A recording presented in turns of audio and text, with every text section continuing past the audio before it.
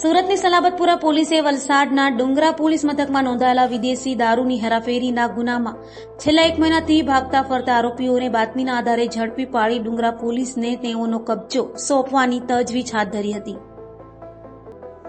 Surat police commissioner Anupamsinh Gehlot અને ખાસ police commissioner Wabang Jamir અને નાયબ police commissioner zone 2 Bhagirath Gadhvi તથા incharge police commissioner C division V M. Jadeja દ્વારા દારૂ અને જુગારના ગુનાઓમાં નાસ્તા ફરતા આરોપીઓને ઝડપી પાડવા આપેલા આદેશને લઈ સલાબતપુરા પોલીસની ટીમે પેટ્રોલિંગ તેજ કરી હતી. ત્યારે પીઆઈ કે.ડી. જાડેજાના નેતૃત્વમાં સર્વેલન્સ સ્ટાફના પીએસઆઈ વી.વી. ત્રિપાઠી અને સ્ટાફના માણસો પેટ્રોલિંગ કરી રહ્યા હતા. ત્યારે unarm head constable Kishor Dhirubhai, unarm police constable Avinash Mahendrabhai અને અંકિત કુમાર રાજેશભાઈ નાઓએ બાતમીના આધારે વલસાડ જિલ્લાના ડુંગર પોલીસ મથકમાં નોંધાયેલા દારૂના ગુનામાં 1 મહિનાથી નાસ્તા ફરતા માંદરજા ખાતે રહેતા ઇશ્તિયાક ઉર્ફે રાજુ ઇસ્માઇલ શેખ અને ભાટેરા ખાતે રહેતા ઇરફાન ઉર્ફે બાપુ ઉસ્માન શેખને ઝડપી પાડ્યા હતા અને તેઓનો કબજો ડુંગરા પોલીસને સોંપવાની તજવીજ હાથ ધરી હતી.